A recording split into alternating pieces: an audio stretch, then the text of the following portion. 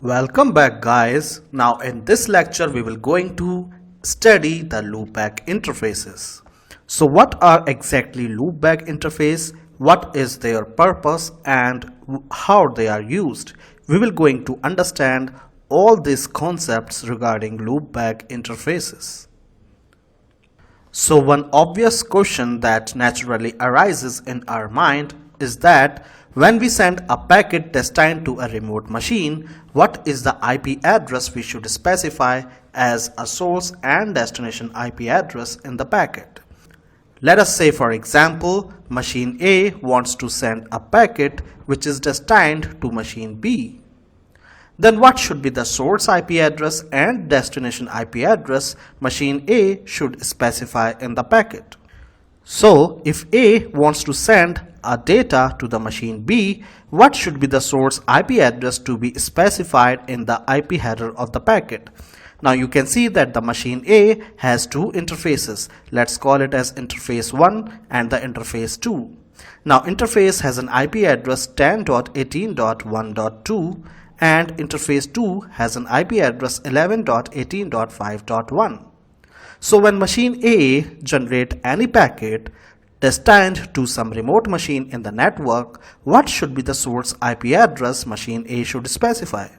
Should this be the IP address of interface 1 or should be the IP address of interface 2? Similarly, the next question that arises is regarding destination IP address.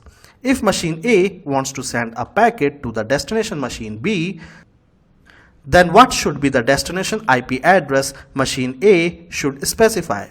Should it be the IP address 192.168.1.2, that is IP address of interface 1 for machine B? Or should machine A specify the IP address of interface 2 of machine B, that is 192.168.5.1? So what should be the destination IP address machine A should specify? So the question stands tall regarding when machine A wants to send a packet to the machine B, what should be the source IP address and what should be the destination IP address to be specified in the packet? So the answer is A can specify the source IP address as IP address of any local interface. So machine A can specify the source IP address as IP address of any of its local interface. That is, machine A can specify the IP address of interface 1 or IP address of interface 2. Both will going to work. Similarly, machine A can specify the destination IP address as IP address of any local interface of machine B.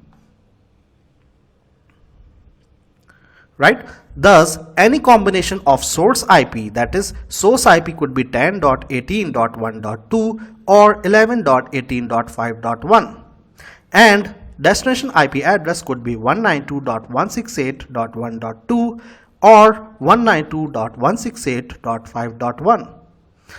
So as long as machine A specify any combination of these source IP and destination IP address in the packet will be eventually routed successfully by the network and the packet will reach the destination node B. That is, the packet would be delivered to the destination node B by the network layer. So in short, any combination of source IP address and destination IP address would result in the same fate of the packet. So actually there is a need to come up with one deterministic way to specify the source IP address and destination IP address in the packet. So there is a need of deterministic way, right? At this point of time, it seems that machine A has too many options to specify a source IP address and destination IP address in the packet, right?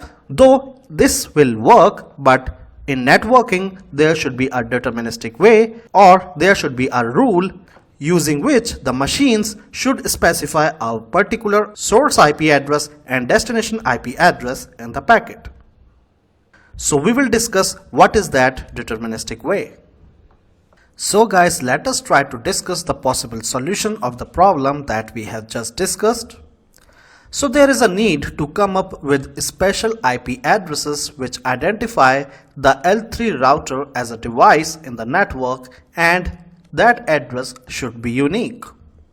So loopback addresses help achieve this goal. So loopback addresses are used to represent the identity of a networking device. So you can see in the below diagram, the machine A has two interfaces with IP address 10.18.1.2. Let's call this interface as interface 1, and let's call another interface of the machine A as interface 2. Similarly, machine B also has two interfaces.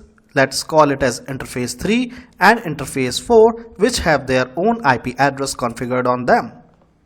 So you can see that machine A is configured with the loopback address 122.1.1.1/32 and machine B is configured with the loopback address 122.1.1.2/32. So loopback addresses are not tied to any physical interface of a machine, but actually they represent the identity of the machine itself. So if somebody asks you that, hey, what is the IP address of the machine A, then you should say that IP address of the machine A is 122.1.1.1/32. And if somebody asks you that what is the identity of the machine B, then you should say that the loopback address of the machine B is 122.1.1.2/32. So loopback addresses identifies the networking device as a whole in the network, right? So loopback addresses are used to represent the identity of the networking device. Now, if machine A wants to send a data which is destined to the machine B, then it is actually a good practice that machine A should specify the source IP address as its own loopback address, and it should specify the destination IP address as the loopback address of the destination machine. So this is actually a good networking practice.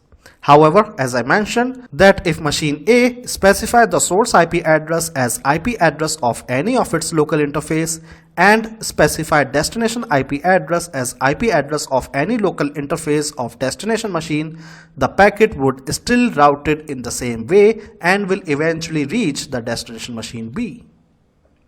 So specifying the source and destination IP address as loopback addresses is actually a good networking practice in the scenario when the machine A wants to send a packet to some specific machine B in the network. Now let us try to understand some of the properties of loopback addresses.